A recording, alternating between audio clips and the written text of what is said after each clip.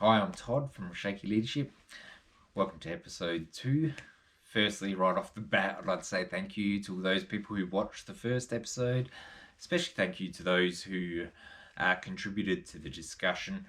I really enjoyed having that back and forth conversation about some of the things I had to say about moral purpose. So today's episode really does kind of naturally flow on from that baseline of moral purpose. And we're talking about integrity.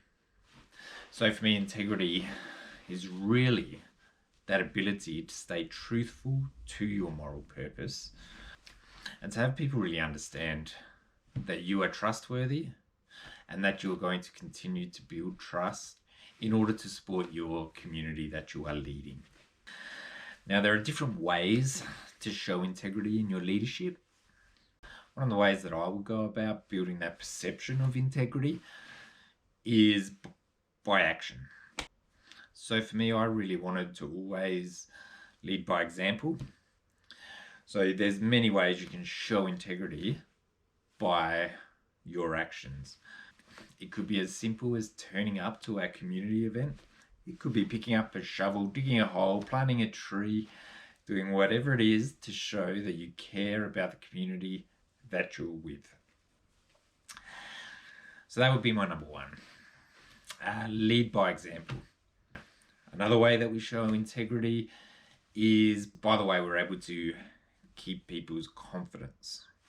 So it's really important that you keep any personal information, any stories, anything that someone might say to you that they would see as information that needs to be kept confidential.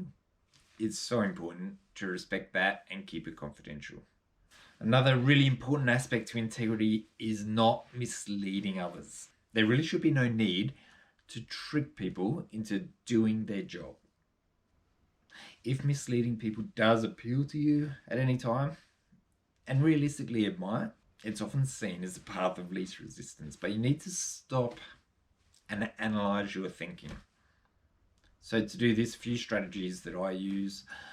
One would be to try and think of a time where I've actually been grateful that someone's manipulated me, or grateful that someone has not told me the truth, kept me in the dark.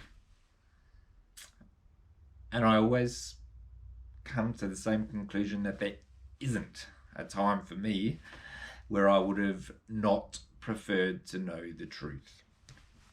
Another thing that I do is try to put myself in the other person or other people's position. So I would never ask my staff to do something that I wouldn't do myself. For students, obviously, a big thing is making sure that you remember that you're an adult. Now, this is great for parenting too. So with your own children, you do always have to remember that you are the adult. You are the one with the responsibility to get down to your child's level, to the student's level, and to restore the relationship. We can't expect children to be the bigger person stepping up and making that connection with you. So no matter what they've done, no matter how serious, how bad, it's always going to fall on the responsibility of the adult to make that connection with the child and to restore that relationship. Another thing I like to do is actually discern what tough conversation I might be avoiding. And then as it's referred to, I like to eat the frog. Get out there, find the person or find the people and have that conversation as quickly as you can. The longer you spend thinking about it and ruminating about it, the easier it is to fall into that trap of looking for a strategy that is that path of least resistance. Now, having that tough conversation may make you uncomfortable. It may make the person uncomfortable. But in the end, it will only increase the level of respect that you hold for each other. And finally, be kind. Just because you're giving a tough truth to someone doesn't mean that you don't care about the impact it's having on them or on others. Now, I think putting these strategies into place will always be more beneficial than having things blow up later on. The amount of effort it takes to repair and restore relationships is always going to far outweigh having the tough conversation in the first place. So it might be nice to go now and think about some of the tough conversations you might be avoiding, either in your personal life or in your professional life, in your workplace, and think about how you might go and get on the front foot and have those conversations.